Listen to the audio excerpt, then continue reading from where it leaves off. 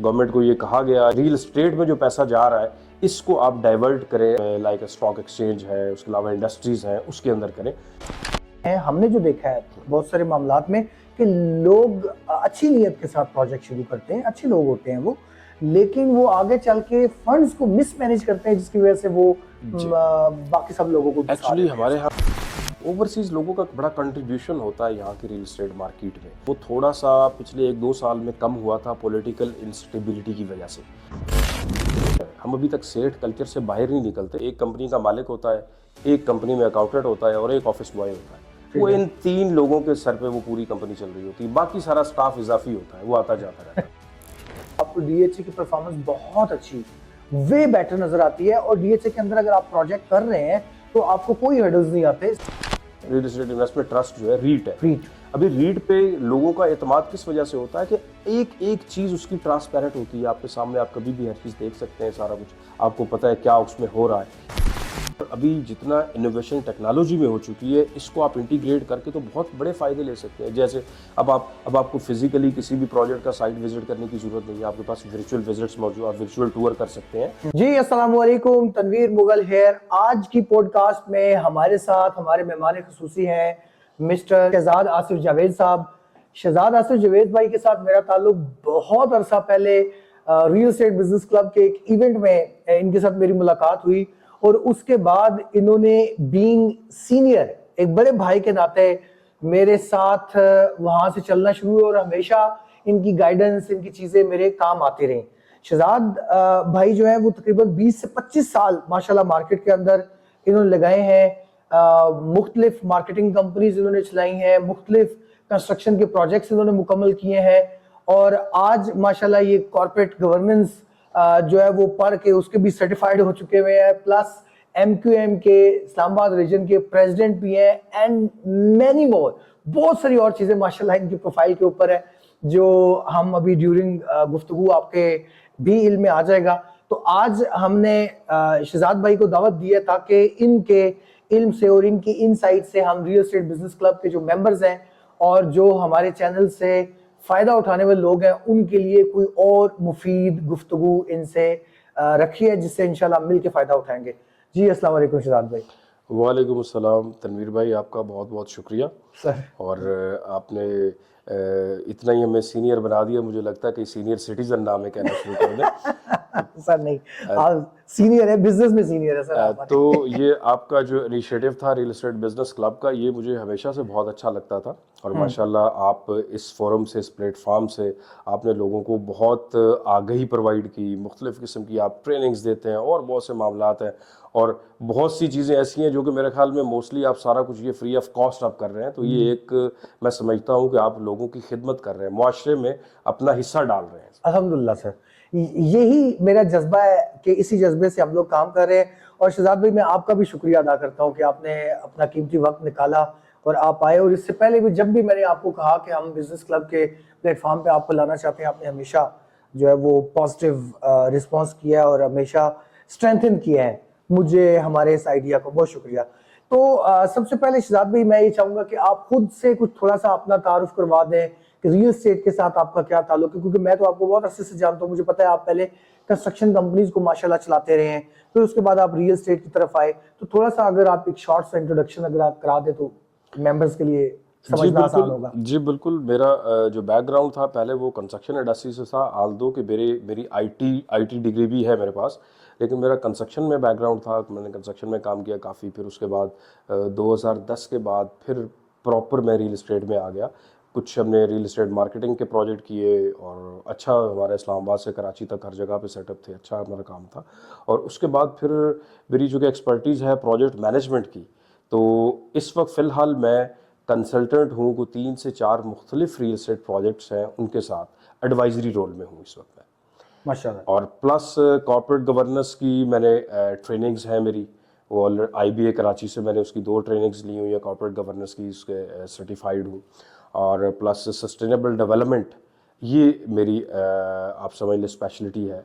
इस पे मैंने काफ़ी, ये तो खैर बहुत बड़ा इतना बड़ा सब्जेक्ट है, और अभी भी इसमें मुझे बहुत कुछ आगे करना है, तो इसमें मैं काम कर रहा हूँ काफ़ी। मैं सर इंशाल्लाह ये जो आपने कॉर्पोरेट गवर्नेंस बताई है, सस्टेनेबल सस्टेनेबल अर्बन डेवलपमेंट और ये इन चीज़ों के ऊपर आपने डिग्रीज भी ली हैं, आपका नॉलेज भी है, उस पर हम ज़रूर बात करेंगे। लेकिन पहले हम ज़रा अपनी जो रियल एस्टेट की करंट सूरत हाल है पाकिस्तान की, इसके ऊपर आप अपना क्या तबसरा रखते हैं कि इस वक्त जो सूरत हाल है इसको आप कैसे देखते हैं और इसमें क्या रे ऑफ होप आपको नज़र आती है?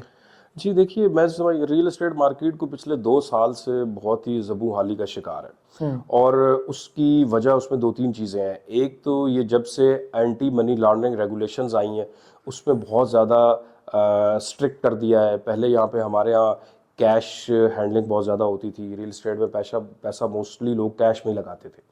तो एंटी मनी लॉन्ड्रिंग रेगुलेशन के बाद अब लोग इन्वेस्टर्स बहुत ज़्यादा मोहतात हो गए। फिर उसके बाद टैक्सेशन जो है, टैक्सेशन इतनी ज़्यादा की गई, बेसिकली शायद जो गवर्नमेंट की तरफ से या इंटरनेशनल जो मालियाती इदारे उनकी तरफ से थोड़ा सा गवर्नमेंट को ये कहा गया या इस पे थोड़ा सा स्ट्रिक्ट किया गया कि आप रियल एस्टेट में जो पैसा जा रहा है इसको आप डाइवर्ट करें, आप दूसरे पोर्टफोलियोज में लाइक स्टॉक एक्सचेंज है, उसके अलावा इंडस्ट्रीज हैं, उसके अंदर करें।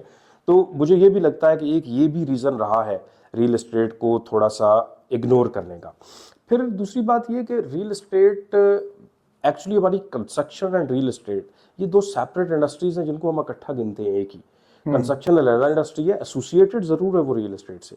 हमारे यहाँ रियल एस्टेट का एक जो फाइलिंग का सिस्टम था, फाइल्स होती थी ओपन फाइल, या एक किसी ने खरीदी आगे वो ट्रेवल करती रही, उस पर किसी को प्रॉफिट मिला किसी को लॉस हुआ।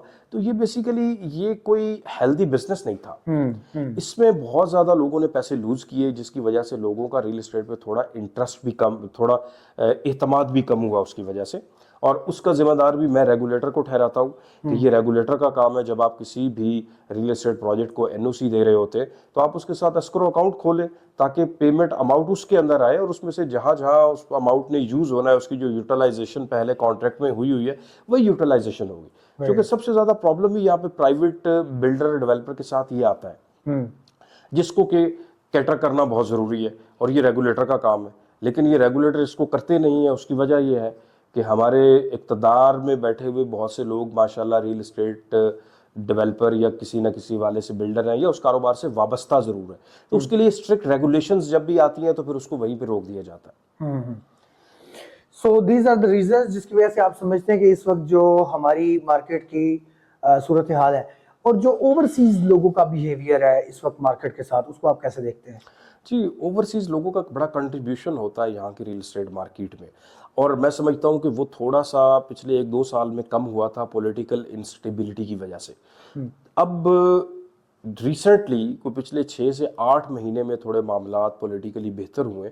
तो अब जो हमारा ओवरसीज़ कस्टमर है अब वो पैसे दे रहा है यहाँ पे। और दूसरा देखें, ओवरसीज कस्टमर के साथ सबसे बड़ा प्रॉब्लम ये होता था कि वो पैसे यहाँ भेज देता है, वो खुद यहाँ मौजूद नहीं होता। उसको या तो यहाँ पे कोई रियल एस्टेट वाला गाइड कर रहा होता है या उसका अपना कोई रिलेटिव बैठा होता है जिसको गाइड करता है। अब वो वहां से पैसे भेज रहा होता है बेचारा, उसको नहीं पता कि जो पैसे जिस प्रोजेक्ट में लग रहे हैं उस प्रोजेक्ट की सिचुएशन क्या है या उस प्रोजेक्ट में जो जिस बंदे को वो पैसे भेज रहा है वो बाकी उधर लगा भी रहा है कि नहीं रहा। क्योंकि यहाँ तो बहुत से हमने ऐसे केसेस देखे हैं जिसमें उनके अपने लोग जिन पर उन्होंने एतमाद किया होता है उन्होंने उनके पैसे जो है वो खा लिए या किसी ऐसे प्रोजेक्ट में डाल दिए जिसमें उन्होंने अपना कमीशन इंसेंटिव बहुत बड़ा ले लिया, लेकिन उनका बेचारों को आगे कुछ नहीं बना।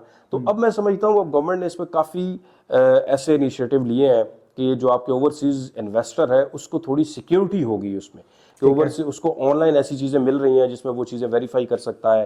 कोई उसकी लिटिगेशन है, प्रॉपर्टी से रिलेटेड मामलात हैं, तो उसको गवर्नमेंट सपोर्ट कर रही है। और ये एक बड़ा अच्छा अमल है जो कि मैं समझता हूँ आज से कोई 8-10 साल पहले से होना चाहिए था, लेकिन चले देर आए दुरुस्त आए। तो अभी इस पर काफ़ी काम हो रहा है, तो इससे ओवरसीज इन्वेस्टर जो आपका होगा उसका इंटरेस्ट दोबारा बहाल होगा, मैं समझता हूँ। सर बिल्कुल ठीक है। इसी कॉन्टेक्स्ट में बल्कि डीएचए ने ऑनलाइन बाइंग और ऑनलाइन इवेंट्स भी करने शुरू कर दिए और लोगों को ओवरसीज पाकिस्तानीज को ऐसी सहूलियात देना शुरू कर दिए हैं कि वो वहीं बैठे डायरेक्ट अदारों से बाइंग कर सकते हैं। तो आई थिंक ये भी काफ़ी एतमाद को बहाल करने में एक किरदार अदा करेंगे। सर आपने बताया कि आप कॉर्पोरेट गवर्नेंस भी आपने पढ़ी है और ये सारी चीज़ें हैं, तो कॉर्पोरेट गवर्नेंस का रियल एस्टेट के साथ क्या ताल्लुक है और ये कैसे एक दूसरे को कॉम्प्लीमेंट करती है? जी देखें, कॉर्पोरेट गवर्नेंस का तो हर बिज़नेस के साथ ताल्लुक है और रियल एस्टेट ज़ाहिर है एक बिज़नेस है। लेकिन हमारे यहाँ सबसे बड़ा लैक ही इसमें होता है कि हमारा जो सेठ कल्चर है, हम अभी तक सेठ कल्चर से बाहर नहीं निकलते। सेठ कल्चर में ये होता है कि एक कंपनी का मालिक होता है, एक कंपनी में अकाउंटेंट होता है और एक ऑफिस बॉय होता है। वो इन 3 लोगों के सर पे वो पूरी कंपनी चल रही होती है, बाकी सारा स्टाफ इजाफी होता है, वो आता जाता रहता है। ठीक है। तो कॉर्पोरेट, जब तक आप कॉर्पोरेट गवर्नेंस में नहीं जाएंगे तो उस वक्त तक आप सस्टेनेबल प्रोजेक्ट्स नहीं बना सकते जो फाइनेंशियली सस्टेन कर सके। तो actually what does mean by corporate जी, कॉर्पोरेट गवर्नेंस ये कि आप सबसे पहले तो उसका कॉर्पोरेट सेटअप बनाएंगे, लाइक आप उसके लिए प्राइवेट लिमिटेड या जो भी रेलेवेंट कंपनी आप वो रजिस्टर्ड करेंगे। ठीक है। फिर जो आपका रेगुलेटर है उसकी जो रिक्वायरमेंट्स होती हैं वो आप सारी पूरी करेंगे। अब प्राइवेट लिमिटेड कंपनी में आपने बोर्ड बनाना जरूरी है। फिर जब ये पब्लिक इंटरेस्ट का अगर प्रोजेक्ट है जिसमें पब्लिक मनी आ रही है उसके लिए अलग से रेगुलेशंस है। उसमें आपको इंडिपेंडेंट डायरेक्टर्स मार्केट से रखने होते हैं जो कि आपके एक्चुअली डायरेक्ट कोई एम्प्लॉय वगैरह नहीं होते, वो इंडिपेंडेंट होते हैं, वो आपको उसमें गाइड कर सकते हैं। तो ये बहुत सी चीजें हैं, लेकिन चूंकि हमारे यहाँ अभी इसकी एक्सेप्टेबिलिटी नहीं है। गवर्नमेंट लेवल पे तो है, जो स्टेट ऑन ऑर्गेनाइजेशन है उसके अंदर तो ये चल रहा है, लेकिन प्राइवेट सेक्टर में भी बहुत कम है। सिर्फ जो स्टॉक एक्सचेंज में लिस्टेड कंपनीज है उनकी हद तक हो रहा है। तो हमारे रियल एस्टेट में भी इसको आते हुए टाइम लगेगा। उसकी मैं आपको एक एग्जांपल देना चाहूंगा कि कॉर्पोरेट गवर्नेंस के फायदे इसमें क्या क्या हो सकते हैं। जैसे अभी रियल एस्टेट ट्रस्ट इन्वेस्टमेंट है, रियल एस्टेट इन्वेस्टमेंट ट्रस्ट जो है रीट है। अभी रीट पे लोगों का एतमाद किस वजह से होता है कि एक एक चीज उसकी ट्रांसपेरेंट होती है आपके सामने, आप कभी भी हर चीज देख सकते हैं, सारा कुछ आपको पता है क्या उसमें हो रहा है। तो जबकि दूसरे प्रोजेक्ट्स में ऐसा नहीं होता। तो आप जितना इसको ज्यादा ट्रांसपेरेंट करेंगे, इसको आप अपनी कंप्लाइंस इसके ज्यादा से ज्यादा करेंगे, आपका बिजनेस ग्रो भी करेगा और लोगों का एतमाद भी बढ़ेगा। इसमें शहजाद भाई मतलब जो ब्लॉकचेन टेक्नोलॉजीज है वो भी बेसिकली यही प्रोजेक्ट के अंदर ट्रांसपेरेंसी लाती है। जी बिल्कुल ऐसा ही है। और अभी जितना इनोवेशन टेक्नोलॉजी में हो चुकी है, इसको आप इंटीग्रेट करके तो बहुत बड़े फायदे ले सकते हैं। जैसे अब आपको फिजिकली किसी भी प्रोजेक्ट का साइट विजिट करने की जरूरत नहीं है, आपके पास वर्चुअल विजिट्स मौजूद, आप वर्चुअल टूर कर सकते हैं। उसके अलावा और बहुत सी टेक्नोलॉजीज है, आप उनसे फायदा उठा सकते हैं। इससे आपका टाइम भी बचता है, पैसा भी बचता है, और क्लाइंट का या जो आपका कस्टमर है उसका एतमाद भी है। लेकिन ये कब होगा? जब आप मार्केट से आप कोई अच्छा रिसोर्स अब वो हायर करेंगे, उनसे आप काम लेंगे। आप हमारे यहाँ तो सबसे बड़ा, जैसे मैंने पहले जिक्र किया, या उसके अलावा हमारे यहाँ होता है सबसे इंपॉर्टेंट बंदा जो सेल अच्छी कर सकता है, बस ठीक है, जो लोगों को चकनी चपड़ी बातें बता के बेच दे चीज, वो सबसे इंपॉर्टेंट है। जबकि उससे इंपॉर्टेंट चीज आपकी प्रोजेक्ट मैनेजमेंट है। आपने प्रोजेक्ट मैनेजमेंट को सबसे ज्यादा स्ट्रेंथन करना है, तब आपका प्रोजेक्ट सक्सेसफुल हो सकता है। प्रोजेक्ट मैनेजमेंट में हमारे यहाँ तो मेरे ख्याल से जो डेवलपर बिल्डर बनते हैं इनको सबसे पहले तो फंड मैनेजमेंट की तालीम देने की जरूरत होती है। बिकॉज जब ये शुरू में प्रोजेक्ट बेचते हैं, हमने जो देखा है बहुत सारे मामलात में कि लोग अच्छी नीयत के साथ प्रोजेक्ट शुरू करते हैं, अच्छे लोग होते हैं वो, लेकिन वो आगे चल के फंड्स को मिसमैनेज करते हैं, जिसकी वजह से वो बाकी सब लोगों को एक्चुअली हमारे यहाँ चूंकि रियल एस्टेट इंडस्ट्रीज में जितने भी बिल्डर और डेवलपर हैं, ये ज्यादातर मोस्टली वो हैं जो कि रियल एस्टेट डीलर से एवॉल्व होके वहां पे पहुंचे हैं। तो हमारे यहाँ चूंकि बाकायदा कोई real estate authority, regulatory authority नहीं थी, तो इसलिए कोई उन लोगों के पास कोई, मैं समझता हूँ कि उस तरह की एक्सपर्टीज नहीं थी। फिर मनी मैनेजमेंट जो है ये एक बहुत इंपॉर्टेंट टास्क है, और वाकई सबसे बड़ा प्रॉब्लम वहीं पे आता है जब आपके पास अच्छे पैसे आ रहे होते हैं तो आप और चीजें कम सोच रहे होते हैं, आप बाकी चीजों में लग जाते हैं। एक तो आप 2 प्रोजेक्ट और खोल लेते हैं साथ, एक प्रोजेक्ट का पैसा उठाते हैं, उससे 2 प्रोजेक्ट और खोल लिए। उसका नुकसान क्या होता है कि आपका पहला प्रोजेक्ट भी फ्लॉप और दूसरे भी फ्लॉप, उसके बाद आप क्राइसिस में चले जाते हैं। जैसी कि बहुत सी एग्जाम्पल यहाँ आपके आसपास अड़ोस पड़ोस में मौजूद है। जी मौजूद है। तो ये सारी चीजें, इनको जब तक कैटर करने की जरूरत है। मेरा हमेशा से फोकस इसी चीज पे रहा है कि प्रोजेक्ट मैनेजमेंट जो है ना, ये आपकी बहुत स्ट्रांग होनी जरूरी है, तब आप अच्छा डिलीवर कर सकते हैं। प्रोजेक्ट मैनेजमेंट उस वक्त तक ठीक नहीं हो सकती जब तक उसके अंदर अकाउंटेबिलिटी का मैकेनिज्म, ट्रांसपेरेंसी का मैकेनिज्म और कंप्लायंस का मैकेनिज्म लाया जाए।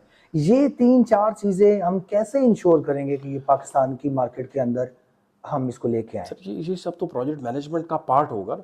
जो प्रोजेक्ट मैनेजमेंट है, प्रोजेक्ट मैनेजमेंट के अंदर पार्ट ये सब शामिल है। उसमें आपका रेगुलेटरी कंप्लायंस है, उसमें आपकी कॉर्पोरेट गवर्नेंस है, ये सब कुछ उसी का पार्ट है। तो वो जब तक आप उसको 100% उसकी जो है उसके तकाज़ों के मुताबिक उसको नहीं करेंगे तो आप उससे रिजल्ट नहीं ले सकते। तो ये जो चीजें हैं, मतलब कंप्लायंस है, अकाउंटेबिलिटी, ये बेसिकली कॉर्पोरेट गवर्नेंस और सरकार की तरफ से एग्जीक्यूट होगी प्राइवेट सेक्टर पर। देखिए, कंप्लायंस तो आपने अपने रेगुलेटर के साथ करना है हमेशा। ठीक है। रेगुलेटर के साथ आपका रेगुलर कंप्लायंस होगा तो आपकी चीज़ें ऑटोमेटिकली बेहतर होती जाएंगी। अब होता क्या है हमारे यहाँ, मैं किसी भी रेगुलेटर इदारे का नाम नहीं लेता, लेकिन बहुत से रेगुलेटर ऐसे हैं जो कि आपको NOC इशू करने में हिचकिचा रहे होते हैं, वैसे आप उनके साथ कोई ना कोई आप वो मंथली को आपसे वो फीस तय कर लेते हैं, फीस लोग दे रहे होते हैं और अपने काम चला रहे होते हैं। तो सबसे पहले तो मैं समझता हूँ कि आपके रेगुलेटर को चेंज करने की जरूरत है। आपके रेगुलेटर में जब तक ये प्योर ये पुराने वाले लोग बैठे हुए हैं, ये सिस्टम नहीं बनाने देंगे, आपको नहीं सिस्टम चलाने देंगे। आपको इसमें कॉर्पोरेट सेक्टर से लोग उठा के लाने होंगे रेगुलेटर्स के अंदर। वो रेगुलेटर को पहले बेहतर करेंगे, जब रेगुलेटर खुद ठीक हो जाएगा तो रेगुलेटर बाकी काम आगे बहुत अच्छे कर सकेगा। अब ये मैं एग्जांपल देता हूँ, हमारे यहाँ एग्जांपल है सीडीए और आरडीए की। सीडीए और आरडीए दोनों रेगुलेटर हैं, लेकिन मुझे ये बताएं कि सीडीए और आरडीए ने खुद जो प्रोजेक्ट किए हैं उसमें ये कितने कामयाब हुए? तो उस ये खुद प्रोजेक्ट करने में कामयाब नहीं है, ना ये किसी दूसरे को उस तरह से करने देते, ना कामयाब होने देते, क्योंकि उन्होंने उतने ज्यादा बैरियर्स लगा दिए होते हैं। अब वो बैरियर्स ऐसे हैं कि उससे आप निकल नहीं पाते, तो प्रोजेक्ट नहीं हो पाता। तो इसके लिए आपको रेगुलेटर के अंदर बेसिकली पहले आपको रेवोल्यूशन लाने की जरूरत है। रेगुलेटर को आपने बेहतर करना है, वहां कॉर्पोरेट गवर्नेंस आप इंप्लीमेंट करेंगे।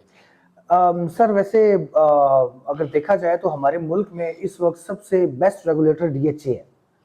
मैं जिस तरह अब आसपास देख रहा हूँ, सीडीए की परफॉर्मेंस देखें आप, आरडीए की परफॉर्मेंस देखें, एलडीए की परफॉर्मेंस देखें और डीएचए की परफॉर्मेंस देखें, तो आपको डीएचए की परफॉर्मेंस बहुत अच्छी, वे बेटर नजर आती है। और डीएचए के अंदर अगर आप प्रोजेक्ट कर रहे हैं तो आपको कोई हर्डल्स नहीं आते, सिंपली आप उनके जो बनाए हुए कानून और पॉलिसीज हैं उनको फॉलो अप करके अपना प्रोजेक्ट डिजाइन करें, बनाएं, आपको वो फैसिलिटेट किया जाता है। जी बिल्कुल ऐसे ही, चूंकि डीएचए को ये एडवांटेज है कि डीएचए खुद डेवलपर भी है और साथ खुद रेगुलेटर भी है।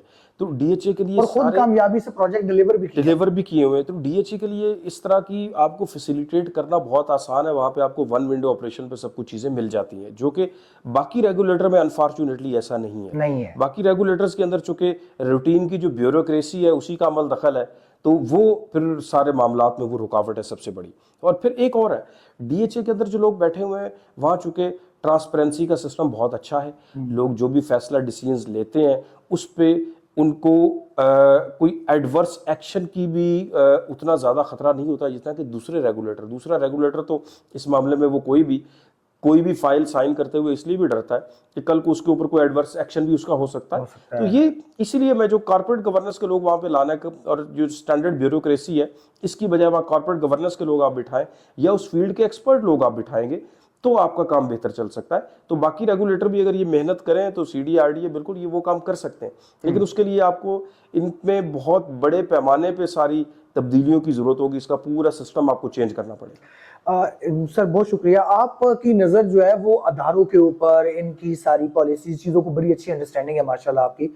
हमारे पाकिस्तान के अंदर कई ऐसे अदारे हैं जो बहुत रिसोर्सफुल हैं, जिनके पास ज़मीनें मौजूद हैं, जिनके पास एसेट्स मौजूद हैं। अगर वो ठीक तरीके से काम करें, जिस तरह मेरे इल्म में है कि आप माशाल्लाह O9 को भी गाइडेंस दे रहे हैं अगली डेवलपमेंट के अंदर एज कंसल्टेंट, एम आई राइट?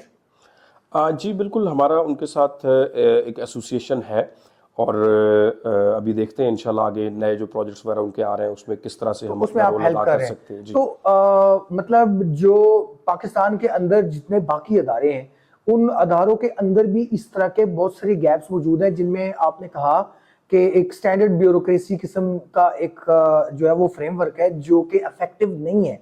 उसकी जगह पर काम वाले बंदे, टेक्नोक्रेट्स और मार्केट के, रियल एस्टेट के मार्केट के जो सूझबूझ रखने वाले लोग हैं, वो अगर उधर उनके साथ अलायंस बनाया जाए तो ये बेहतर परफॉर्म कर सकते हैं। जी, जो मुतलका फील्ड के एक्सपर्ट लोग होते हैं, मैं वही आपको फिर बार बार अर्ज कर रहा हूँ कि अब अगर एक इदारा स्पेसिफिक ट्रेड वाला इदारा है कि उसमें कोई यूनिफॉर्म फोर्स है या कोई और ऐसी है, तो जाहिर है वो they are not expert in every field. तो उनको साथ में एक्सपर्ट लोग उस फील्ड के चाहिए होते हैं, तब आप ग्रो कर सकते हैं, तब आप कामयाबी कर सकते हैं। अब फॉर एग्जांपल आपने एक हाउसिंग प्रोजेक्ट बना दिया किसी इदारे ने, अगर वो खुद रेगुलेटर नहीं है, लेट्स सपोज उसने हाउसिंग प्रोजेक्ट बना दिया, उसके बाद उसकी मेंटेनेंस है, वो सारा कुछ है, तो उसका बेहतरीन तरीका ये होता है कि आप उधर ही लोकली उस सेटलमेंट के अंदर आप एक कोई एसोसिएशन टाइप वो बनाते हैं, वो फिर इस चीज़ को आगे हैंडल करते हैं। मुतलका एक्सपर्ट्स लोग होते हैं वो कर रहे होते हैं, जो कि आप हर छोटी मोटी चीज़ खुद हैंडल नहीं कर पाते।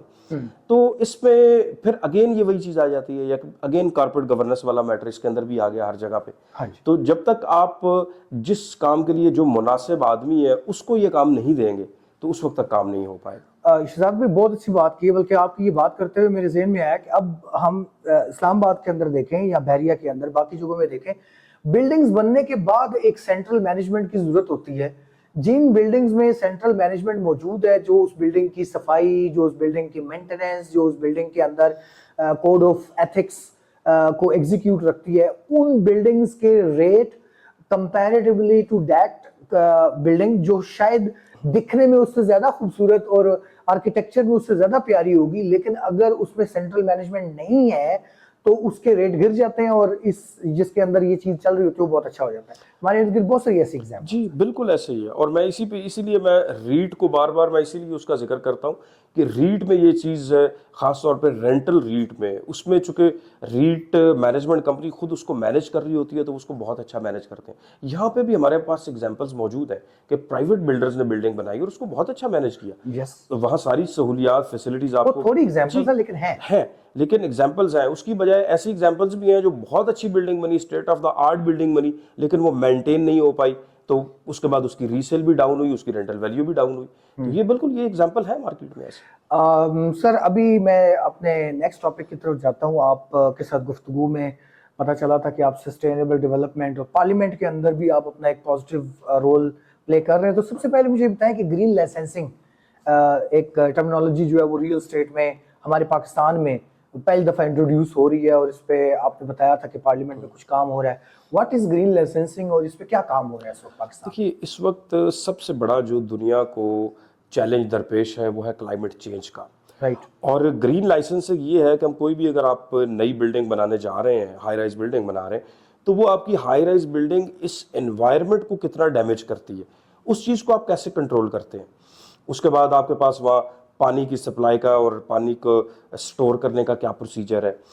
आपकी बिल्डिंग जो है वो इसके अंदर लेट्स सपोज पॉल्यूशन में कितना किरदार अदा कर रही है, उसको बढ़ाने में, उसको बढ़ाएगी या कम करेगी, क्या करेगी। तो इसके लिए पूरी दुनिया में स्टैंडर्ड्स मौजूद हैं। ग्रीन लाइसेंसिंग ये पूरी दुनिया में है। हमारे यहाँ ज़रा चीज़ें चूँकि बहुत बाद में आती हैं, हम उसको जल्दी अडॉप्ट नहीं करते। ये फिर अगेन वही वाली बात की, ये हमारे रेगुलेटर्स की गलती है। ये हमारे रेगुलेटर्स की, उनको चाहिए था कि ये काम आज से 5-7 साल पहले हो चुका होता। आपको क्या लगता है उनको क्या चैलेंजेस होते हैं इसमें? कोई पॉलिसीज, हमारी पहले से बने हुए कानून उनके रास्ते में रुकावट होता है? सर क्या होता है? फिर अगेन वही पॉलिटिकल विल चाहिए होती है बहुत सी चीज़ों में, कि ऊपर बिल्डर डेवलपर बहुत से ऐसे हैं जिनके स्टेक्स इन्वॉल्व होते हैं वहाँ पे। अब एक मिसाल है, ग्रीन लाइसेंसिंग आप जब शुरू करते हैं तो बिल्डिंग की अल्टीमेटली थोड़ी आपकी कंस्ट्रक्शन की कॉस्ट इंक्रीज कर जाएगी।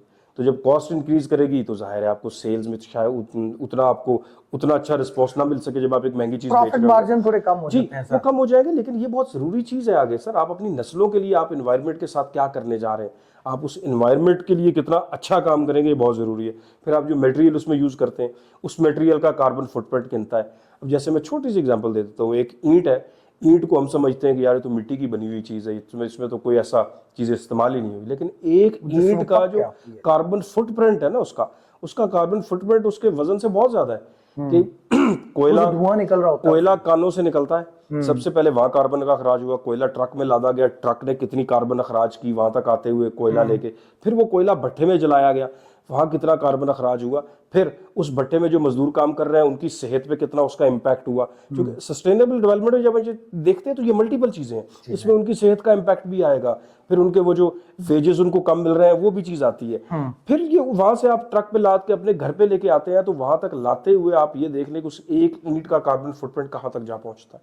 तो ये इसमें ग्रीन लाइसेंसिंग में बहुत सी ऐसी चीजें हैं जिनको देखा जाता है। और हमारे यहाँ सस्टेनेबल डेवलपमेंट सेक्रेटेरिएट है बाकायदा पार्लियामेंट हाउस के अंदर, और उसकी आगे कमेटीज़ बनी हुई हैं जो उस पर काम कर रही हैं, जो पॉलिसीज़ बनाती हैं। तो उसमें ग्रीन लाइसेंसिंग पे काम हो रहा है, उसकी एक टास्क फोर्स है, मैं उस टास्क फोर्स का एडवाइज़र हूँ, तो उस पर ग्रीन लाइसेंसिंग में काफ़ी काम हो रहा है वहाँ। सर ज़बरदस्त, ये तो बड़ी अच्छी चीज़ें हैं, लेकिन महसूस यही होता है कि ये आज से 10-15 साल पहले होनी चाहिए थी, जब हम इतने बड़े शहर बना रहे थे यहाँ पर। तो अगर उस वक्त इन चीज़ों का ख्याल रखा जाता तो कंपैरेटिवली आज हम बहुत बेहतर इन्वायरमेंट के अंदर होते हैं। अच्छा, सस्टेनेबल अर्बन डेवलपमेंट सर, ये मतलब मुश्किल अल्फाज है हमारे लिए, रियल स्टेट वाले लोगों के लिए भी। What does this mean? इसके पीछे क्या फ्रेमवर्क है, किस फ्रेमवर्क के तहत ये सस्टेनेबल अर्बन डेवलपमेंट का काम ये चल रहा होता है? देखिए, सस्टेनेबल अर्बन डेवलपमेंट से मुराद ये लिया जाता है कि आपने एक मिसाल है, आपको हाउसिंग सोसाइटी बना रहे हैं या कोई बिल्डिंग बना रहे हैं, आप उस बिल्डिंग में वही वाली बात जो ग्रीन लाइसेंसिंग में भी आ गई कि आप उस सोसाइटी को बनाते हुए क्या इस एनवायरनमेंट पे कोई अच्छा इम्पैक्ट डाल रहे हैं या आप उसको मजीद ख़राब कर रहे हैं। अब जैसे हमारे पास बैरोमीटर है, हमारे पास डेली आपके पास फिगर्स आ रहे होते होंगे एयर पॉल्यूशन इंडेक्स के, कि फ़लाँ शहर में आज इतना है, फ़लाँ शहर में इतना है।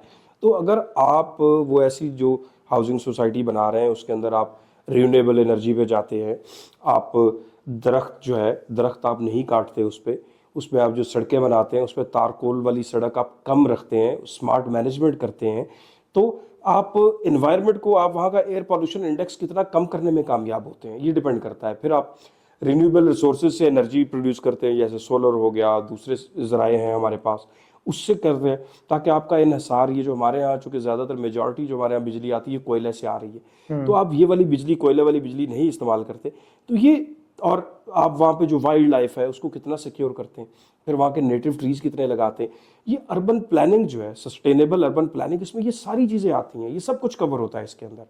और हाँ, ये ज़रूर है जो कि उसमें आपको ग्रीन एरिया ज़्यादा छोड़ने पड़ेंगे, उसमें आपको वाटर रिजर्वायर चाहिए होंगे, आपने लैंड को रिचार्ज करना होगा, रिचार्ज वेल बनाने पड़ेंगे, ये सब कुछ के बजाय इसके कि आप ज़मीन का सारा पानी निकाल लें, उसकी बजाय आप उसको रिचार्ज करें और आप पानी, बारिश का पानी ज़ाया होने से बचाएं। अब हमारे पास एक बड़ी खूबसूरत एग्जांपल हम लोगों को देते हैं, मैं भी बताता हूँ कि मैं इस्लामाबाद में रहता हूँ, बारिश आती है आधे घंटे में सारा पानी निकल जाता है, तो भाई वो पानी जाता किधर है? वो नालों में जाता है, नालों से निकल के आगे को नाला लई में चला गया, सवा में चला गया, सवा से वो समंदर में, उसमें दरिया सिंध में गिरेगा और आगे समंदर में चला जाएगा। तो पानी तो शहर से तो हमने निकाल लिया फौरन, लेकिन उसको हम स्टोर क्यों नहीं करते? हमारे पास इस्लामाबाद में तो रावल डैम के अलावा तो हमारे पास को, रावल डैम में जो पानी आता है वो उधर से आता है, मरी वाली साइड से, उस एरिया का जितने नदी नालों का पानी है वो वहाँ पे आता है। तो जो इस्लामाबाद शहर का पानी है, इसको भी तो हमें कहीं स्टोर करने की जरूरत है, ताकि वो रिजर्वायर हमारे पास मौजूद हो, कि वो बारिश का पानी जो कि एक नेमत है हमारे पास, उस नेमत को हम यूटिलाइज कर सकें। तो ये अर्बन प्लानिंग के अंदर ये सारी चीज़ें आती हैं। अब एक छोटी सी एग्जाम्पल देता हूँ, पाकिस्तान में इसकी एग्जाम्पल्स हैं आपके पास, अभी स्मार्ट सिटीज़ बन रहे हैं, काफ़ी प्रोजेक्ट ऐसे हो रहे हैं। रावी सिटी जो आपका लाहौर का है, और सेंट्रल बिजनेस डिस्ट्रिक्ट, ये इसकी एक एग्जांपल है सस्टेनेबल डेवलपमेंट भी। और मैं समझता हूँ कि सारे प्राइवेट डेवलपर, जितने भी जो बड़े डेवलपर हैं, उनको उसी फार्मूले पे जाना चाहिए। तो इसमें सर ये जो आपने बात की, अब इसके अंदर पब्लिक प्राइवेट पार्टनरशिप की क्या अहमियत है? क्योंकि ये एक इको सिस्टम है, मैं समझता हूँ हर चीज एक दूसरे के साथ कनेक्ट है। तो गवर्नमेंट की विल अब आप ही प्रेजेंट कर रहे हैं हमारे सामने, तो मतलब कि वहाँ पे काम हो रहा है, ग्रेन एसएससी पे काम हो रहा है, अर्बन डेवलपमेंट के ऊपर काम हो रहा है, तो वो पब्लिक, जब तक पब्लिक प्राइवेट पार्टनरशिप ये नहीं होती है, तब तक तो ये मसला इस तरह नहीं हल हो सकता, या स्केल नहीं हो सकता। आपकी बात बिल्कुल सही है कि इसको आप अप स्केल नहीं कर सकते जब तक इसमें अंदर पब्लिक सेक्टर इन्वॉल्व नहीं होता। अब जैसे इस वक्त की जरूरत है अफोर्डेबल हाउसिंग, अफोर्डेबल हाउसिंग पे काम बहुत हो रहा है, लेकिन ये प्राइवेट सेक्टर उतना नहीं कर पाएगा, इसमें पब्लिक सेक्टर की इन्वॉल्वमेंट या कोई असिस्टेंस बहुत जरूरी होगी। बेसिकली काम तो प्राइवेट सेक्टर नहीं करना है, लेकिन असिस्टेंस उनको और उनको फैसिलिटेट करना है पब्लिक सेक्टर में, गवर्नमेंट ने। तो इसमें अफोर्डेबल हाउसिंग में अभी काम हो रहा है, हाई राइज में काम हो रहा है। हमारे यहाँ तो अभी ये जो सोसाइटीज़ बन रही है, मेरा ख्याल है मैं बहुत जल्द ये चीज़ देख रहा हूँ कि एक टाइम आएगा कि सोसाइटीज़ नहीं बनेगी, आपको हाई राइज चीज़ें बनानी पड़ेगी, आपको इसी पे जाना पड़ेगा। बाकी दुनिया में तो हाई राइज फॉर्मिंग हो रही है, इवन आप 10-10 स्टोरी बिल्डिंग है और उसमें फॉर्मिंग आप ऊपर कर रहे हैं। तो हमारे यहाँ हम जो ज़रूरी ज़मीन है हम उसको आहिस्ता आहिस्ता इसी में कन्वर्ट करते जा रहे हैं, ज़ाया करते जा रहे हैं हाउसिंग सोसाइटीज़ में। और यहाँ हमारे पास एक एग्जांपल है ढाका मॉडल की। ढाका के अंदर जो पोश एरियाज़ हैं, वहाँ पे जो रेजिडेंशियल हाउसेज आपके हैं, उसको ग्राउंड+4 की परमिशन होती है कि आप 3-4 मंजिला घर बना सकते हैं। अब हमारे यहाँ नहीं है। अब यहाँ अगर 3.5 मरले का प्लॉट है, उस पर अगर रेगुलेटर आपको अलाउ कर दे कि आप 3.5 के प्लॉट पे आप ग्राउंड+2 पे चले गए, तो ग्राउंड+2 का मतलब है कि 3 फ्लोर बन गए, 3.5 मरला आपका 12-13-14 मरले के करीब पहुंच गया। आपका एक अच्छा रीजनेबल घर उसमें बन जाता है, 2 फैमिलीज रह सकती हैं, 2 भाई इकट्ठे रह सकते हो। एग्जैक्टली। और आप उसमें नीचे को ग्रीन एरिया भी छोड़ना चाहें तो छोड़ सकते हैं, आपके पास ये ऑप्शंस भी होती है। तो ये इस किस्म की अफोर्डेबल हाउसिंग के लिए इसमें बहुत सी भी चीज़ों की ज़रूरत है, रेगुलेशंस की, जो आगे आनी चाहिए। काफ़ी काम हो रहा है, लेकिन इसमें भी मजीद बहुत ज़रूरत है, क्योंकि इस वक्त हाउसिंग की जो नीड है, जो रिक्वायरमेंट है, वो बहुत ज़्यादा है और हर साल हम उसको पूरा नहीं कर पा रहे, वो बढ़ती जा रही है हर साल, उसका बैकलॉग बढ़ रहा है हर साल। और उसी की वजह से फिर लोग बाज़-औक़ात कहीं कोई किसी ने बहुत अच्छा एडवर्टाइज किया तो लोग उसके फ्रॉड का भी शिकार हो जाते हैं, क्योंकि लोगों की ज़रूरत है, लोगों को ये चाहिए। तो इसमें सर माशाल्लाह बड़े अच्छे तरीके से आपने सारा अर्बन डेवलपमेंट के ऊपर हमें सारी चीज़ें बताई हैं। एक चीज़ और भी मेरे इल्म में है कि आप मिनिस्ट्री ऑफ हेल्थ के साथ भी कोई अपना काम कर रहे हैं। जी, मैं मिनिस्टर साहब के साथ कोऑर्डिनेटर हूँ। मैं उनके जो हमारे जो पॉलिटिकल लोग हैं, उनकी मैं कोऑर्डिनेशन वगैरह वो मैं देख रहा होता हूँ वहाँ पे। ठीक है। तो इस मिनिस्ट्री का भी तो देखें हमारे साथ लोगों की लिविंग के साथ और अर्बन डेवलपमेंट के साथ एक जी पूरा एक वो साइंस जुड़ती है। जी बिल्कुल ऐसे ही है। आप अर्बन डेवलपमेंट के अंदर आपको बेसिक हेल्थ यूनिट हर जगह पे बनाने की ज़रूरत है, ताकि बेसिक हेल्थ यूनिट जब आपका पास होता है तो जो आपका टर्शरी केयर हॉस्पिटल होता है उसके ऊपर लोड कम हो जाता है। जैसे फॉर एग्जांपल यहाँ पे हमारे पास पिम्स हॉस्पिटल एक एग्जांपल है, जिसपे आपका अटक से लेके कश्मीर और झेलम तक का सारा बोझ है। अब कश्मीर इसमें आप इमरजेंसी में जाके देखिए, वहाँ पे एक बंदा अपना ब्लड प्रेशर चेक कराने भी आता है और एक बंदा बेचारा जो जख्मी हुआ होगा, जो ज़िंदगी और मौत की कशमकश में हुआ, वो भी आता है। अब अगर ब्लड प्रेशर चेक करवाने वाला भी उधर आएगा, उस हॉस्पिटल के रिसोर्सेज तो वो कंज्यूम कर लेगा काफ़ी हद तक। तो इसके लिए बेसिक हेल्थ यूनिट हर अर्बन प्लानिंग के अंदर हिस्सा होते हैं और वो आपके घर से वॉकिंग डिस्टेंस पे होना चाहिए। आपके घर से 3 मिनट के फासले, 4 मिनट के फासले की वॉक पे होना चाहिए बेसिक हेल्थ यूनिट, जहाँ पे आपको बुनियादी जो है वो सहूलियात मुहैया की जाए। और अभी हमारी मिनिस्ट्री में अभी मिनिस्टर साहब का माशाल्लाह विजन जो है उसको वो इम्प्लीमेंट कर रहे हैं और वो टेली मेडिसिन पे जा रहे हैं। टेली मेडिसिन और उसके अलावा वन पेशेंट वन आईडी, ये वन पेशेंट वन आईडी का कॉन्सेप्ट ये है कि आप किसी भी हॉस्पिटल में जाते हैं तो एक हॉस्पिटल में आपका एमआर नंबर और होता है, दूसरे में जाते हैं तो वो टोटली और होता है, आपका कोई रिकॉर्ड इंटीग्रेटेड नहीं है।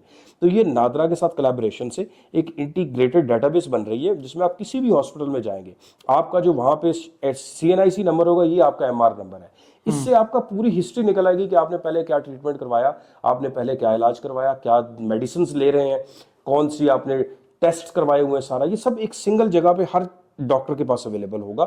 और ये इस पे काम होने जा रहा है। खुदा ना खास्ता कोई आप कहीं बेहोश हो जाते हैं, आपको कोई बात जानता नहीं है, तो वो आपके आईडी कार्ड नंबर से ही आपकी सारी हिस्ट्री निकल आती है, डॉक्टर को आपको ट्रीट करना ईजी हो जाएगा। एक तो ये चीज़, फिर इसी के साथ इंटीग्रेट कर रहे हैं टेली मेडिसिन को, कि आप किसी दूर दराज एरिया में रहते हैं, आपको ज़रूरत है हेल्प की, आप हॉस्पिटल तक नहीं जा सकते, तो आपके पास ऑनलाइन कंसल्टेशन मौजूद होगी जो कि फ्री ऑफ कॉस्ट होगी, और वो डॉक्टर आपको वहीं पे प्रेस्क्राइब भी करेगा और मेडिसिन भी आपको आपके डोर स्टेप पे थ्रू स्पेशलाइज्ड कोरियर आपके डोर स्टेप पे पहुंचेगी। अभी इस पे काम हो रहा है और इंशाल्लाह हम समझते हैं कि ये जब इंप्लीमेंट हो जाता है तो हम ये नहीं समझते कि ये बहुत अच्छा हो जाएगा सिर्फ, लेकिन हम समझते हैं कि इससे काफ़ी चेंज आ सकता है, इस कौम के लिए काफ़ी फ़ायदामंद चीज़ ये हो सकती है। तो अभी इस कॉन्टेक्स्ट में आपने बात तो काफ़ी कर ली है, मेरा सवाल का काफ़ी हद तक जवाब आपने दे दिया, लेकिन थोड़ी सी मजीद इसमें अगर आप क्लियरिटी कर दें कि role of political leadership in sustainable urban development, और इसकी वो मतलब एक हम विल की बात कर रहे हैं, पॉलिटिकल विल की बात कर रहे हैं, तो आप कैसे इसके ऊपर रोशन डालते हैं? देखिए पॉलिटिकल क्योंकि देखिए मैं माजरत के साथ, क्योंकि हमारे पाकिस्तान के अंदर बहुत सारे चैलेंजेस हैं, उन चैलेंजेस में एक चैलेंज ये भी है कि हमारे जो पॉलिटिकल लोग हैं ये अपने ज़ाती मुफादात को कई दफ़ा अवामी मुफादात के ऊपर उसको तरजीह देते हैं, जिसकी वजह से हमारी जो अवामी मसाइल है वो हल नहीं होते। जी बिल्कुल तनवीर भाई, आप दुरुस्त फरमा रहे हैं। देखिए पहले हमारे मुल्क के अंदर दो तबके होते थे बहुत बड़े, एक जागीरदार होता था और एक सरमायादार होता था। तो हमेशा जितनी भी पॉलिसीज़ बनती थी, जो कवानीन बनते थे, वो ज़्यादातर जागीरदार और सरमायादार को सपोर्ट करने के लिए बनते थे। अच्छा, यहाँ मैं इस बात से फ़ायदा उठाते हुए ये भी कहना चाहूँगा कि हमारी पार्टी बेसिकली जागीरदाराना और सरमायादाराना निज़ाम के खिलाफ ही उठ खड़ी हुई थी, लोअर मिडिल क्लास की। जी। तो अब इसके अंदर जो हमारे तीसरा तबका भी एक ऐड हो गया, जिनके पास पैसे आ गए अच्छे, जो हमारे रियल एस्टेट डेवलपर भाई बड़े बन गए, पॉलिटिक्स में भी चले गए, मीडिया में भी चले गए सब, तो ये भी उसी सरमायादाराना निज़ाम का हिस्सा बन गए। तो कोई भी रेगुलेशन जिसके इनके मफादात को थोड़ा सा भी नुकसान पहुंचेगा तो उसको ऑब्वियसली ये रेजिस्ट करेंगे और के साथ से माफिया बन जाता है, बल्कि रेजिस्ट करते भी हैं। तो जो हमारे यहाँ ज़्यादा प्रॉब्लम इसमें आ रही है, जैसे ग्रीन लाइसेंसिंग हो गया या सस्टेनेबल अर्बन प्लानिंग, या ये चीज़ें हैं सारी, इन चीज़ों पे भी जो रेजिस्टेंस आ रही है वो इसी वजह से आ रही है। और मेरा ख्याल है लेकिन ये ज़्यादा देर चल नहीं पाई, आहिस्ता आहिस्ता ये करना होगा, क्योंकि ये वक्त की ज़रूरत है।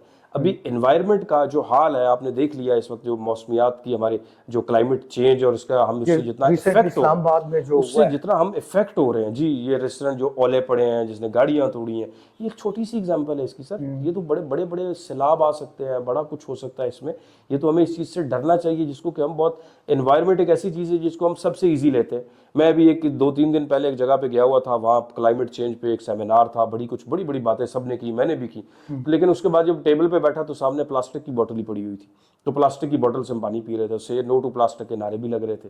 अब इसके अंदर ये बहुत देखने की जरूरत है कि अगर तो हम रिसाइकल प्लास्टिक को करते हैं तो फिर तो ठीक है, प्लास्टिक की जो एक दफ़ा प्लास्टिक की बोतल बन गई कि वो रिसाइकल होकर दोबारा बन रही है, ठीक है। चूँकि अगर आप उसकी निस्बत, ये प्लास्टिक बैग है, प्लास्टिक बैग की जगह आप कपड़े वाला बैग इस्तेमाल करते हैं, तो अगर तो कपड़े का बैग आपने सिर्फ 2-4 दफ़ा इस्तेमाल करके फेंक देना है, तो उसकी निस्बत तो प्लास्टिक का बैग फिर इसलिए बेहतर होगा कि वो दोबारा रिसाइकल हो रहा है। जबकि जब कपड़े का बैग बना तो उसमें पानी का इस्तेमाल कितना हुआ, पानी कितना ज़ाया हुआ, उसके ऊपर और रिसोर्सेज कितने लगे, ये सारा, और फिर उसकी आप उसको कितना यूज़ कर सकते हैं। तो ये तनवीर भाई, ये एनवायरनमेंट से रिलेटेड यकीन माने कि ये इतने खौफनाक फिगर्स हैं बहुत सी चीज़ों में कि आप जब बैठेंगे, आप घर से बाहर निकलेंगे गाड़ी लेके, तो आप सोचना पड़ेगा कि यार ये गाड़ी मैं चला रहा हूँ तो मैं कितना धुआं पैदा कर रहा हूँ इस मुल्क के अंदर। हमारे यहाँ 70% पॉल्यूशन आपकी गाड़ियों का धुआं है, 70% पॉल्यूशन गाड़ियों का धुआं है, और जिसका मुझे नहीं लगता कि आप अगले 10 साल भी कंट्रोल कर पाएंगे। हर साल सड़क पे नई गाड़ी आ रही है और कोई गाड़ी रिटायर नहीं होती। हमारे यहाँ 50 साल पुरानी गाड़ी भी आपको मिल जाएगी, वो भी सड़क पे चल रही है। तो इन सारी चीज़ों में बहुत स्ट्रॉन्ग रेगुलेशंस की ज़रूरत है। सर ज़बरदस्त, माशाल्लाह, बहुत अच्छी चीज़ें आपने आज हमारे प्लेटफॉर्म पे दी हैं जो बहुत सारे लोगों के काम आएंगी। फ्यूचर ऑफ पाकिस्तान और फ्यूचर ऑफ रियल एस्टेट इन पाकिस्तान, उसको आप कैसे देखते हैं? कौन सी चीज़ें, कौन से मेजर्स आप समझते हैं कि मस्ट जो है ना वो एग्जीक्यूट हो जाने चाहिए ताकि हम अगले 5 साल, 10 साल, 15 साल, या हम ये कहेंगे हम अगली नस्ल को एक बेहतर पाकिस्तान कैसे दे सकते हैं, किन कानून और किन चीज़ों के तहत? जी, इसके लिए एक तो ये कि प्रॉपर रेगुलेशंस बहुत ज़रूरी हैं। प्रॉपर रेगुलेशंस, और वो रेगुलेशन जो लोगों को असिस्ट करे, उनको फ़ायदा दे। ये ना हो कि वो सिर्फ लोगों के आगे जो है वो डिफरेंट रुकावटें खड़ी करे। ये रेगुलेशन ज़रूरी हैं। फिर हमें ये ग्रीन बिल्डिंग्स की तरफ जाना है, अफोर्डेबल हाउसिंग की तरफ जाना है, ताकि आम आदमी का जो रिहाइश का मसला है, आम आदमी का वो हल हो सके। प्लस हमें जो रियल एस्टेट में इन्वेस्टमेंट के लिए लोग आते हैं, हमें उनको सिक्योर करना है, उनको ट्रांसपेरेंसी दिखानी है, ऐसे प्रोजेक्ट्स उनको दिखाने या वो देने हैं जिसके अंदर उनका एतमाद बढ़ेगा। तो रियल एस्टेट सिक्योर होगा, हाँ, रिस्क ना हो, और प्लस हमारे यहाँ महंगाई की शरह कम हो। अभी महंगाई की शरह के बारे में बहुत अच्छे अदाद शुमार दिए जाते हैं जो कि आ रहे हैं।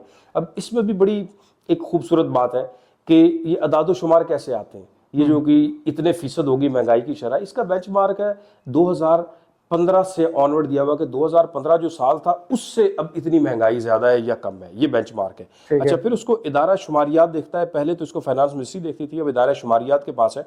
उन्होंने कोई 35 या 37 डिस्ट्रिक्ट हैं पूरे मुल्क के जिसके अंदर से डेली की चीज़ों के रेट्स लिए जाते हैं।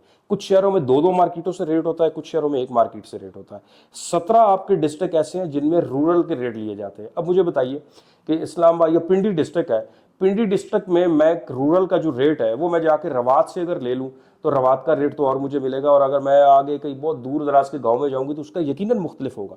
लेकिन हमने जो बेंचमार्क वो बने हुए वो वही स्टैंडर्ड है, वहीं से रेट्स लेते हैं, और वो रेट पूरे 100% आपके मुल्क की उसको रिफ्लेक्ट नहीं कर रहे होते कि प्राइसेस वही हैं। तो जो महंगाई कम होने का दावा होता है ना, वो इन्हीं रेट्स की बुनियाद पे होता है, और इसको चेक करने का प्राइवेट कोई भी हमारे पास मैकेनिज्म नहीं है। तो इसके अंदर एक्चुअली तो प्राइवेट सेक्टर या डेवलपमेंट सेक्टर को आके काम करना चाहिए कि वो ये चीज़ें दे रहे हो। तो जब तक आपकी महंगाई कम नहीं होती, अब फॉर एग्जांपल किसी बंदे की 5 लाख सैलरी है, तो अगर उसके अपने घर के सारे अखराजात वो पूरे 5 लाख में नहीं हो पा रहे तो उसके पास तो पैसे नहीं बचेंगे। रियल एस्टेट में तो लोग पैसा तब लगाते हैं जब सारी ज़रूरियात के पैसे पूरे हो जाते हैं, जो पैसे बच जाते हैं वो रियल एस्टेट में लगा देते हैं या उसकी किस्तें दे देते हैं। तो जब अब अगर आपके बच्चे की स्कूल की फीस है, आपका बिजली का बिल है, आपका ग्रॉसरी है, अगर ग्रॉसरी पहले 50,000 की थी तो अब लाख की है, तो उस हिसाब से आपकी इनकम उतनी नहीं बढ़ी लेकिन महंगाई तो बढ़ चुकी हुई है उसकी। तो ये सारी ये बहुत बड़े फैक्टर्स हैं इसको रियल एस्टेट मार्केट को जो जिस वजह से डिस्टर्ब हुई है। तो जब ये आम आदमी की कुव्वत खरीद थोड़ी बेहतर होगी तो हमारी रियल एस्टेट फ्लरिश करेगी। सर, मैं अभी अपने प्रोग्राम को क्लोजिंग की तरफ लेके जाता हूँ। आपने खास तौर पे सस्टेनेबल डेवलपमेंट के ऊपर आपने बात की है। आप का मुझे पता है कि आप मरी में भी कुछ प्रोजेक्ट्स, कुछ चीज़ें आप कर रहे हैं। Murree is a very complex place as अगर रियल एस्टेट के कॉन्टेक्स्ट में देखें।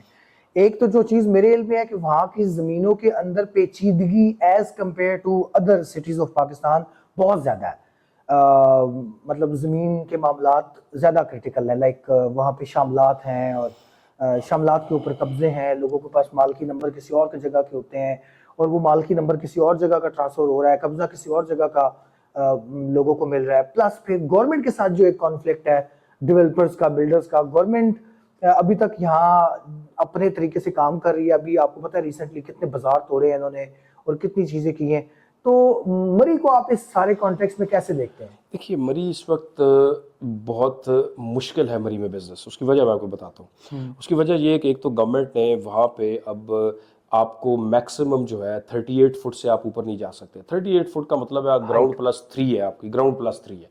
पहले क्या होता था कि मरी में लोग एक सड़क ऊपर है तो एक नीचे है, तो वो नीचे वाली सड़क से ऊपर उठा के ले आते थे प्रोजेक्ट, तो वो नीचे से ऊपर तक आके को उनको 10-15 स्टोरीज मिल जाती थी उसमें।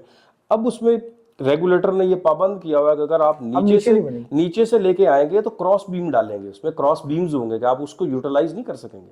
निचली जितनी भी आपको स्टोरेज इस वजह से डालनी पड़ रही कि नीचे डेप्थ है ज्यादा। अच्छा। तो अब मुझे बताएं, एक बंदा वो 200 फुट नीचे से बिल्डिंग ऊपर उठा के लाएगा, ऊपर बनाएगा सिर्फ 3 फ्लोर, तो उसको तो पैसे नहीं बच सकते। तो मरी में इस वक्त जो कमर्शियल बिल्डिंग्स और ये अपार्टमेंट बिल्डिंग्स हैं, इसके अंदर स्कोप बिल्कुल भी नहीं है। तो और उसकी वजह ये रेगुलेशन है, इसको थोड़ा बेहतर करने की जरूरत है। फिर वहाँ कंस्ट्रक्शन कॉस्ट बहुत ज़्यादा है। एक तो मटेरियल सप्लाई यहाँ से करना पड़ता है, मटेरियल महंगा है। फिर अर्थक्वेक के बाद वहाँ पे जो भी आपका टाउन प्लानर आर्किटेक्ट है, आर्किटेक्ट और आपका खास तौर पे स्ट्रक्चर का जो है, वो बिल्कुल भी रिस्क नहीं लेता। वो जितना उसको स्टैंडर्ड मिलता है, उस स्टैंडर्ड को भी 3-4 मल्टीप्लाई करके वो आपको देता है निकाल के कि आप इसका इतना स्ट्रक्चर या आपने राफ्ट इतनी डालनी है। तो वह कॉस्ट बहुत बढ़ चुकी है। उस कॉस्ट में मैं समझता हूं कि वहां पे बिजनेस करना वो मुश्किल है, वो आसान नहीं है। ठीक है। और जमीन का जो मामला है जी, जमीन का मामला, प्लॉट भी वहां बिक रहे हैं, लोग प्लॉटिंग भी करके अनफॉर्चुनेटली पूरे पोठोहार में ये इशू है यहाँ पे कि शामलात का, प्लस इसके अंदर जो मुश्तरका मलकियत होती है, मुश्तरका मलकियत के मामले में बहुत से लोगों के साथ फ्रॉड होते हैं, मसाइल होते हैं। बहुत से ऐसे एग्जांपल्स हैं मेरे सामने कि किसी ने 10 कनाल ज़मीन खरीदी, उसके नाम पे इंतकाल हो गया, उसको फ़र्द इशू हो गया 10 कनाल का। उसके बाद कोई 2-4 साल बाद पता चला कि जिसने बेची थी उसका हिस्सा वहाँ कम था, तो उसका 10 कनाल का 1 कनाल रह गई। तो ऐसे मामला भी, और ये सारे मामला महकमा रेवेन्यू की मिली भगत से होते हैं। महकमा रेवेन्यू जब तक आप ठीक नहीं करेंगे, और फिर इस इलाके पे इस्तेमाल नहीं होगा। इस्तेमाल होना बहुत ज़रूरी होता है। इस्तेमाल में बेसिकली आप एक दफ़ा सारी उसको रीलोकेट करते हैं हर चीज़ को। जैसे फॉर एग्जांपल 2 भाई थे आपस में, उनकी ज़मीन इकट्ठी थी, उसके बाद उन्होंने ज़बानी आपस में बांट ली कि भाई ये 4 एकड़ तू रख ले, ये 4 एकड़ मैं रख लेता हूँ। तो वो कागजात के अंदर तो वो पूरे 8 एकड़ में 50-50 के दोनों पार्टनर हो गए। ठीक है। जबकि फिजिकली उन्होंने अलहदा जरूर कर लिया, आगे उनकी औलादें आ गई, उनको मिल गई। तो इस्तेमाल क्या करता है, वो ये करता है कि उसका 4 कनाल इधर है, उसका 4 इधर है, वो अलग-अलग मलकियत के अपनी 4 कनाल के बन जाएंगे।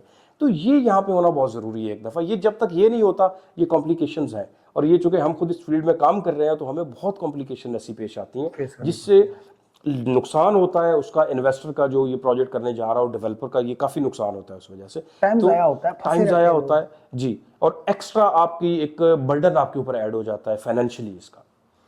सर बहुत शुक्रिया, आपने टाइम निकाला, आपने हमारे प्रोग्राम में शिरकत की। फाइनली मैं ये चाहूँगा कि आप रियल एस्टेट बिजनेस क्लब के मेंबर्स को और जो यूथ पाकिस्तान के नए लोग जो रियल एस्टेट की तरफ देख रहे हैं, क्योंकि कुछ भी कहें, पाकिस्तान का सबसे बड़ा बिजनेस जो है वो आज भी रियल एस्टेट है।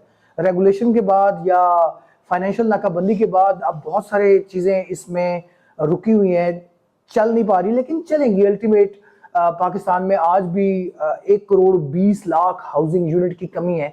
ये एक जेन्युइन जरूरत है जिसकी बुनियाद पर इस बिजनेस से चल नहीं चलना है। तो जितने लोग भी जो इसमें नए आ रहे हैं या पिछले 2-4 साल से जिन्होंने ज्वाइन किया है, आप उनको क्या मैसेज देना चाहेंगे?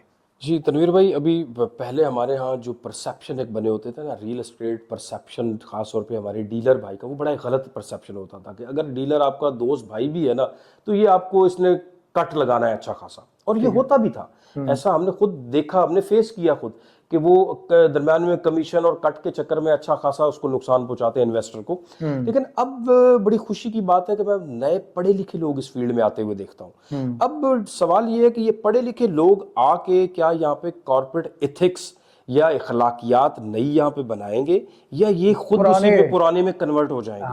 तो ये सवाल है मेरा सबके लिए। ये पैगाम है कि देखिए, आप अपनी जो मॉरल वैल्यूज और इथिकल वैल्यूज हैं, वो आप इसमें एक बेहतरीन एथिक्स की बुनियाद रखें रियल एस्टेट में। आप एक ये एग्जाम्पल बने, आप बिल्कुल क्लियर ट्रांसपेरेंट लोगों को चीज़ें प्रोवाइड करें, उनको सर्विसेज दें, अपनी फीस जरूर लें सर्विसेज की, लेकिन ट्रांसपेरेंट उनको चीज़ें प्रोवाइड करें, ताकि ये परसेप्शन जो है, उस परसेप्शन को चेंज किया जा सके।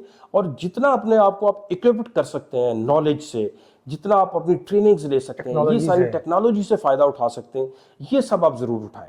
ये आप उठाएंगे और उसके बाद कोशिश करें कि लोगों को ऐसे प्रोजेक्ट्स में ही लेके जाएं, अपने इन्वेस्टर को, आपसे जो भी आपके पास क्लाइंट आता है उसको ऐसे प्रोजेक्ट में लेके जाएं जो प्रोजेक्ट आपको पता हो, ना कि उस प्रोजेक्ट में आपको कमीशन ज़्यादा मिल रहा हो, बाद में आप उसका इन्वेस्टर का मुस्तकबिल दाव पे लगा दें। आप उनको ऐसे प्रोजेक्ट्स में लेके जाएं जहां उनको अच्छा फ़ायदा हो, तो वो एक इन्वेस्टर आपका, वो आपसे 10 चीज़ें और खरीदेगा और उसको आपने अच्छा एक दफ़ा ट्रीट कर लिया। तो ये है कि ये एग्जाम्पल्स आपको बनाने की ज़रूरत है कि आपने इथिक्स इसके अंदर बहाल रखने हैं, ये बहुत ज़रूरी है। बहुत शुक्रिया शहजाद भाई, बहुत अच्छा मैसेज दिया। शहजाद भाई का फाइनल जो मैसेज है वो ये कि हमें एथिक्स को बिजनेस के अंदर एग्जीक्यूट करना चाहिए, और जितने नए लोग हैं टेक्नोलॉजी से फायदा उठाएं, मार्केटिंग अच्छे तरीके से सीखें, और ऐसे प्रोजेक्ट्स के ऊपर अपने इन्वेस्टर्स को और अपने कस्टमर्स को लेके आए जिनका आपको ये यकीन हो कि ये डिलीवर होंगे। इसमें रियल एस्टेट बिजनेस क्लब ने एक फ्रेमवर्क बनाया जिसमें REBC अप्रूव्ड, जितने लोग भी अगर इसको गूगल पे सर्च करेंगे तो आपको मिल जाएगा कि NOC होना चाहिए, बंदे की मलकियत, डॉक्यूमेंट्स क्लियर होने चाहिए, और उस प्रोजेक्ट की वो जो कंपनी है या जो शख्सियत है उसका कोई ट्रैक रिकॉर्ड मौजूद होना चाहिए कि उसने पहले इतने प्रोजेक्ट्स बनाए हुए हैं, डिलीवर किए हुए हैं मार्केट में, फिर उसके अंदर इन्वेस्ट करें। इस तरह की बहुत सारी चीजें आज हमने शहजाद भाई से सीखा। शहजाद भाई बहुत शुक्रिया आपका।